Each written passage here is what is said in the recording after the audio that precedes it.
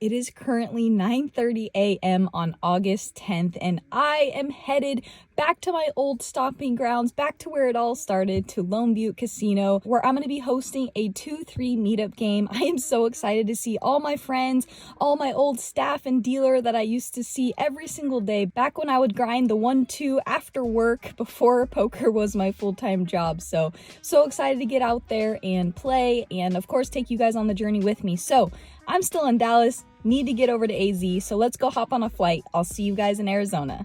I just landed in Phoenix, Arizona, and man, I've never been so happy to be in a dry heat. It is hot here, but I am still getting used to the mugginess in Dallas.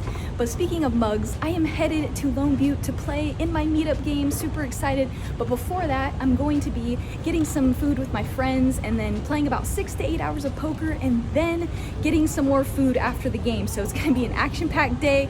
I'm gonna need some coffee for this one, but I'll see you guys at the mug. It is so nice to be home. I don't know what it is. It's just, knowing the area, the freeways, the airport, it just feels like home, and it's a great feeling.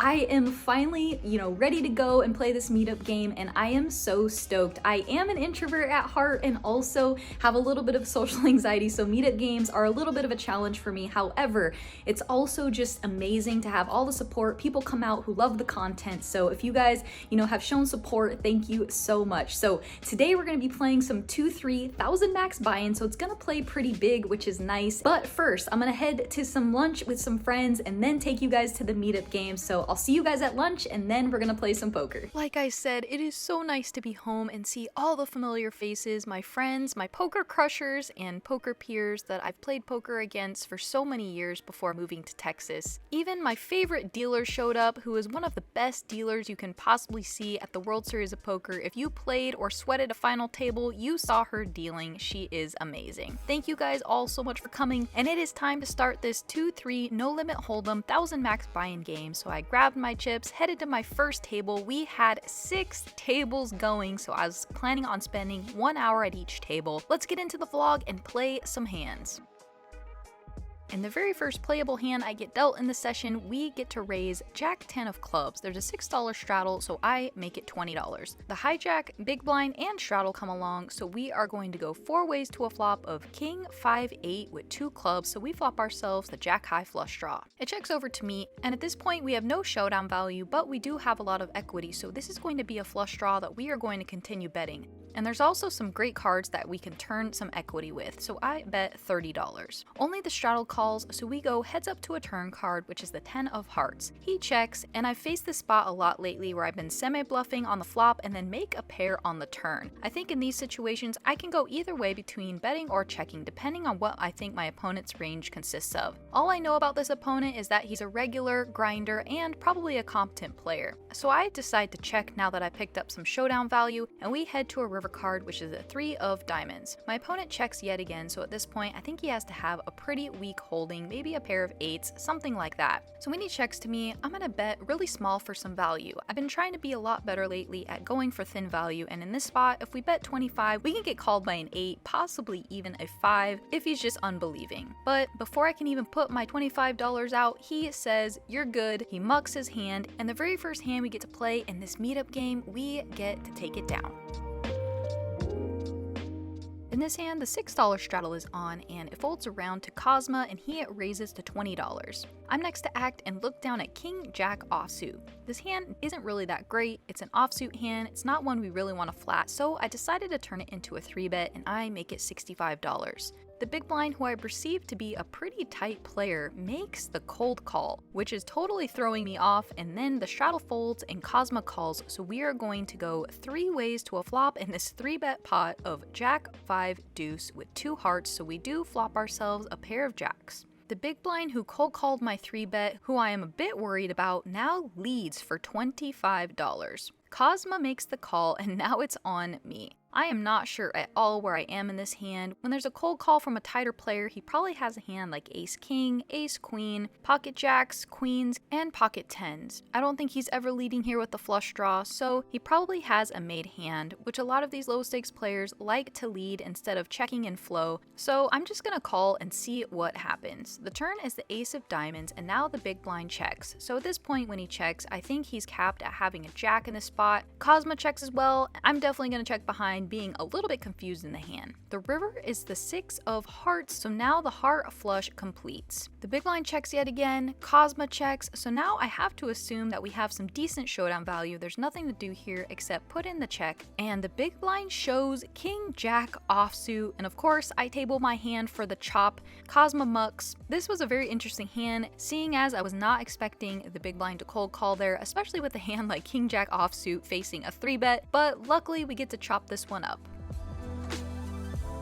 In this hand, Cosmo puts the $6 straddle on, and I'm next to act under the gun 1 and look down at queen 10 of diamonds. Definitely good enough to open up here, so I make it $20. Then a player 2 to my left puts in a big size 3-bet to $75. Cosmo in the straddle then cold calls the 3-bet, which I'm not shocked about because he likes to play a lot of hands and get involved. Now it's on me. It's a little bit of a tricky spot. My queen X is completely dominated by all better queens. We do have a hand that can flop the nuts, and we are suited. In theory, this hand is just a fold, but I didn't come all the way to Arizona to host a meetup game to fold queen 10 suited to a 3-bet, so I put in the call, and we go 3 ways to a flop of jack 10 3 with 2 hearts, so we do flop middle pair. Cosmo and I both check it over to the pre-flop 3-better, and he bets $100. Cosmo makes the call, and now even though we flopped a 10, our hand just can't really improve that much, and if we do hit a queen, we still can be losing to a hand like ace king. There's no diamonds on the board, so our hand is just kind of crappy at this point. So I do put in the fold. They go on to play a decent pot, and the 3-better had pocket aces.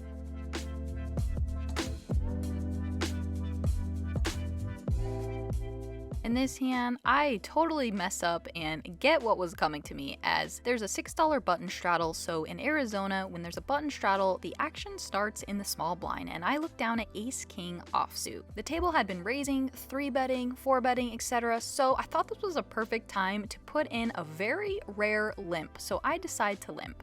The big blind limps, there's another player in middle position who limps, and the straddle checks, so now we are going multi-way to a flop, which was not what I wanted. The flop is king 9 deuce with 2 spades, and we do have the ace of spades in our hand, so we flop a very, very nice hand. I bet $20. Only my left calls, so we head to a turn card, which is the 10 of diamonds. We have to assume our hand is good. We're only losing to a few combinations of hands, and we have top pair, top kicker, so I'm going to continue betting. I bet $25. My opponent then puts in the raise to 105. I'm not loving it, but at this point, it doesn't make a ton of sense. And as played, my hand is very, very disguised. So I put in the call, and we head to a river card, which is the 8 of diamonds. Not the best card in the world. I check, my opponent checks, I flip over my hand, and he said, "You're good." And then I start to say, I can't believe this table didn't raise. I limped in the small blind trying to trap, and then as I'm saying this, my opponent looks at his cards, looks at the board, and then tables 7-6 of spades. So my opponent did not realize that he got there on the river with the low end of the straight, and I am pretty frustrated at this point because we just lost a decent pot. I thought I had won the hand, but we're gonna move on to the next one.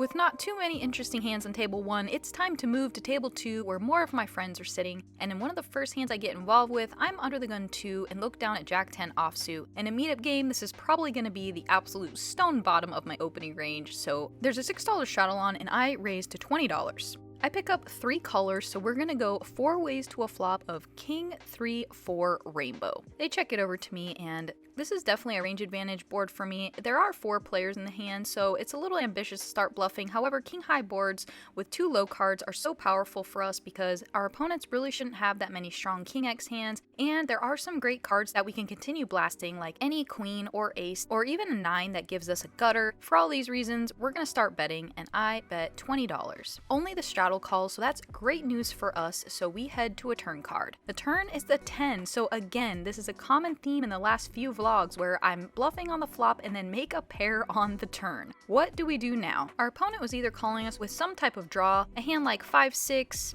all 4x and 3x combinations, and a king. So at this point, our opponent either has a little bit of equity or he has us beat. So I decide to check. The river is the 6 of spades, and now my opponent carves out a bet and he bets $50. This opponent I'm facing is a regular, and I think he's a very decent player. When I check the turn, I am capping myself a little bit, so I have to take that into consideration. We have a pretty decent hand, and I even said out loud at one point as I was tanking and thinking, well, I can beat 5-6. If my opponent is bluffing, he can get me to fold a hand like ace-jack, ace-queen. The only problem I'm facing here is there's no flush draw bluffs except for maybe hearts, but I didn't come all the way here to fold a pair of tens, so I make the call, and my opponent did indeed have the 5-6 for a flopped open ender and paired up on the river, so we make the call and we are good.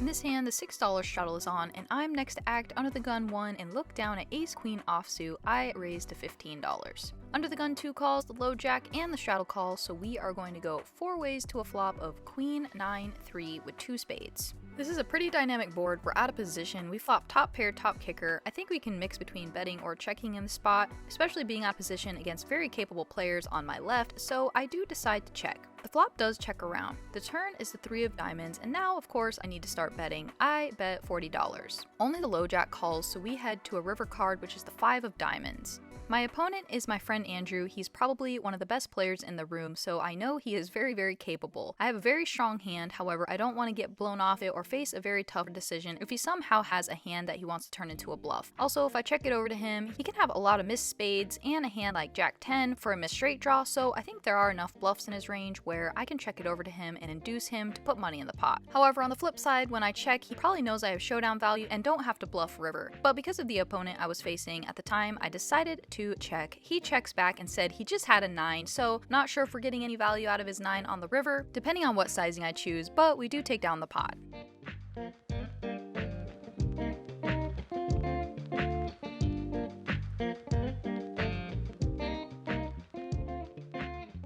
In this hand, the $6 straddle is on yet again, and it folds all the way to me in the cutoff, and I look down at ace-queen offsuit. I raise to $20. Then next to act on the button, raises to $60. It folds all the way back around to me, and with this exact combination, ace-queen offsuit, we can literally flip a coin between 4-betting or calling. This time, I choose to call, and we go heads up to a flop of 8-3 deuce with 2 clubs, and I am not going to do anything other than check it over to my opponent. He bets $60. This is a good size by my opponent, however, I don't have a club in my hand, and I am out of position, so on this exact flop, with this exact hand, we are going to be putting in the fold. In this hand, the $6 straddle is on, and I am next to act and look down at king-queen offsuit. I raise to $20. Great result as only the big blind calls, so we are going to go heads up to a flop of king, jack, 3, rainbow. He checks it over to me, and this is a great flop for our hand and our range, and we don't need to bet big on this type of board texture. Also, the amazing thing is when we have it and bet small, we can get called, and when we don't have it and bet small, we can get a lot of hands to fold. So in this case, I bet $10 and my opponent makes the call. The turn is the 9 of hearts, and my opponent checks yet again. Now we have a gutter to go along with our top pair queen kicker. This card does complete queen 10, however we do block that holding the queen in our hand. The 9 of hearts also brings a heart draw. We can bet for value and protection. I bet $30. My opponent makes the call yet again, so we head to a river, which is an interesting card. It's the ace of diamonds. My opponent quickly checks again. My opponent shouldn't have too many ace-x combinations in his range, unless of course he had the ace-high heart draw. When he checks, I've been trying to go for thin value in spots where I normally don't to get called by worse, and in this case I think we can get called by worse. My opponent isn't going to love the ace falling off if he has like a jack-x combination, but we're going to go for thin value regardless. I bet $20, and my opponent doesn't think very long before putting in the fold, so we take down a nice one going for thin value with our pair of kings.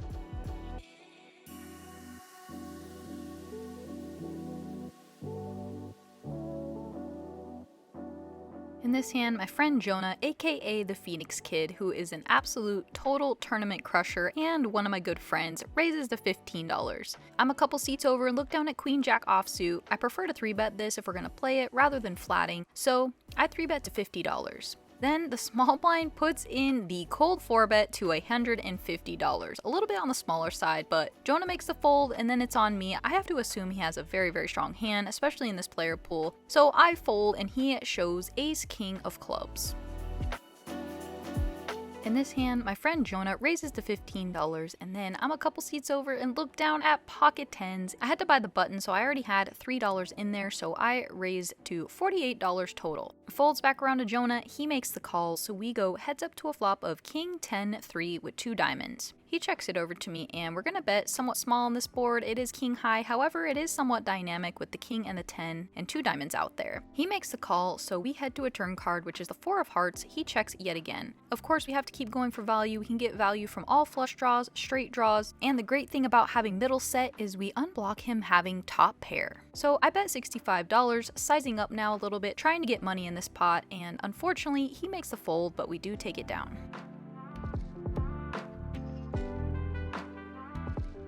Not a ton to talk about in this hand, however, there's a limp in middle position, the button limps as well, and then I look down at ace-queen offsuit in the small blind. I raise to $20. They both call, so we go 3 ways to a flop of 10-4 deuce rainbow. This is a very dry flop, and unless my opponents have exactly a 10x holding, they're going to have a very hard time hanging on, facing aggression. So with this exact hand, we can have a lot of fun turn cards that we can continue barreling, like any king, ace, queen, jack, etc. So we're going to start semi-bluffing, and I bet $20, planning on bombing the turn and river. However, we don't have to do any of that as our opponents fold very quickly and we take it down. At this point in the session, we are stuck about $300 in this meetup game, so we're in for 1,000 and our stack is about 700. I've had a lot of hands that have gone well, but they haven't been very big pots, and unfortunately, I've had so many pocket pairs that have whiffed, big cards that have whiffed, and just can't seem to connect with the flop. A lot of boring hands that aren't worth talking about, but basically just raising or calling a raise preflop and then having to fold post. In this hand, there's a couple limps, and then I look down at 8-7 of hearts on the button, and I raise to $20. I pick up 3 callers, so we're going 4 ways to a flop of 5-5-6 with 1 heart and 2 diamonds. My friend Landon leads out of position for $25. Only I make the call, having my open ender, so we are going to head heads up to a turn card, which is the 3 of diamonds. He checks and I check back. The river is the jack of diamonds, bringing 4 diamonds on board. He checks it over to me, and I have 8 high. We obviously cannot win if we check. This is a great card for us to bluff, as we can certainly have diamonds, and we just have to hope that our opponent doesn't. So when he checks, I bet $40. He says I have 3 pair. He shows 6-3 offsuit, puts in the fold, so of course we gotta show the bluff, and we get it through and win a nice little pot. In this hand, there's a raise in early position to $20. I'm on the button and look down at ace-king offsuit, gonna put in the 3-bet, and I make it $65. Only the original raiser calls, so we're going heads up to a flop of 8-6-3 rainbow. He checks it over to me, and on this board and a 3-bet pot, we shouldn't have to bet too big, and we can start sizing up on a lot of turn cards, so when my opponent checks, I bet $50. He thinks for quite a while and then makes the call, but from a live tell perspective, I was sensing a lot of weakness. The turn is the deuce of clubs, a pretty blank card. He checks it over to me yet again. Now we're going to start sizing up a little bit and put max pressure on our opponent, so I bet $105. My opponent doesn't think too long before putting in the fold, so we take this one down with ace-king high.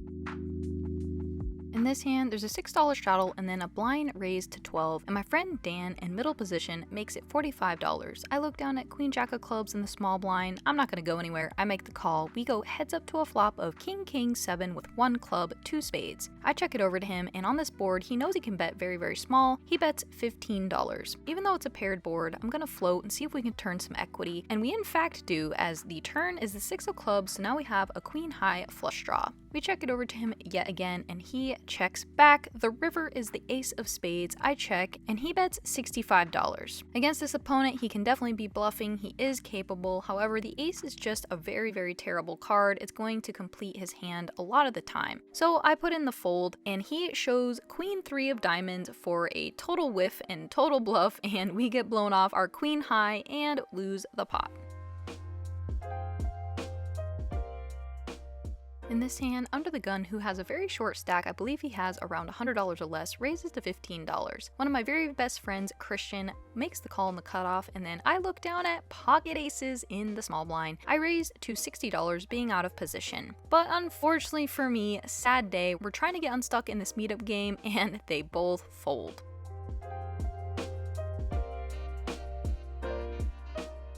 In this hand, the $6 straddle is on, and next to act raises to 30, and he's a very loose player, so he can be raising a very wide range. Middle position calls, and I'm in the small blind, look down at King 6 of hearts. I'm trying to get in the mix, I make the call. My friend Trevor to my left makes the call. The straddler calls, so now we are going 5 ways to a flop of Queen 5 3 with 2 hearts, so we flop ourselves the King high flush draw. It checks over to the pre-flop raiser, and he bets $40. I make the call, and my friend Trevor makes the call, so we are going 3 ways to a turn card, which is the 6 of clubs. So now I have a pair of 6s and my heart draw. The turn checks around, and now we head to a river card, which is the 8 of diamonds. We check it over to the pre-flop raiser yet again, and this is where I wish I knew a little bit about this table. This was the last table of the night, and I didn't know at the time, but apparently this player is a pretty loose cannon, very, very capable, likes to pull off bluffs, but I had just sat down and had no idea how he played. When it checks to him, he bets $100. My spidey senses are going off. I went into the tank for quite a while, feeling like my pair of 6s is just going to be good here. I figured if my opponent had a very strong hand like a Queen X hand, he would continue firing on the turn. However, again, I just wasn't sure how he played, but I didn't want to let my hand go. I also had to worry about my friend Trevor on my left, as this board is going to connect with him a lot more than the pre-flop raiser. Like, he can have some straights and 2 pairs in his range, whereas the pre-flop raiser really shouldn't. So for all those reasons, I very reluctantly let my hand go, and I was sad to see my friend Trevor folded. And then the under the gun raiser, pre-flop raiser, and aggressor shows the Jack 7 of hearts, and this one hurt my soul because it just didn't make a ton of sense, and I almost flicked in the call with my pair of 6s. So now I'm stuck even more in this game. Could have won a nice one and built back my stack a little bit, but we end up finding the fold.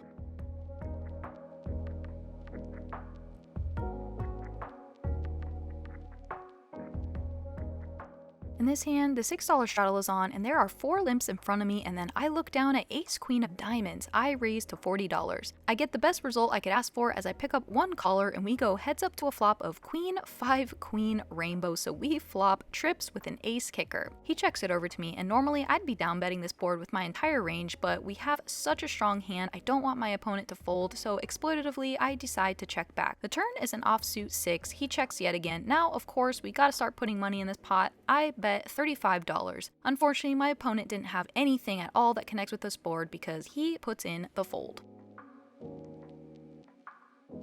In this hand, the $6 straddle is back on, and the low jack raises to $13. I look at his stack, and he has less than $100. It folds to me in the small blind, and I look down at Ace King offsuit. I raise to $40. He thinks and thinks and thinks, counts his stack. Again, he doesn't have that much behind, so he makes the call, and before the flop even comes out, I bet enough to put my opponent all in if he calls. The flop comes 10 high, and my opponent finds the fold, and that is going to do it for this meetup game. This was our last hand, and we're going to rack up and cash out. This session was a very interesting one, and there were so many hands that I didn't show, so you might have thought I won the session if you just reviewed the hands we went over today, but there were so many hands where I had to call 3 bets or raise pre-flop or call with small pocket pairs pre-flop and just whiffed, had to fold, or flopped flush draws, had to call a few streets and then whiffed. So unfortunately, we got stuck quite a bit in this game. I was in for $1,000 and out with $530 for a loss of $470. But I had the most amazing time seeing all my friends and poker crushers play some Texas Hold'em today, and if you guys came out to support, thank you so much. We had 6 tables going with a list. Couldn't have been happier with the result. A special thank you to Gila River Hotels and Casinos Lone Butte. They hooked me up with a master suite on the top floor, and if you guys are in the Chandler area, you have to check out the brand new tower at Lone Butte. It is absolutely incredible. After the meetup game, a few of my friends and I went to go sing some karaoke. We had an absolute blast, and we also had some food, chilled out for a little bit, and it was so nice to see everybody spend some time home, but it is time to head out.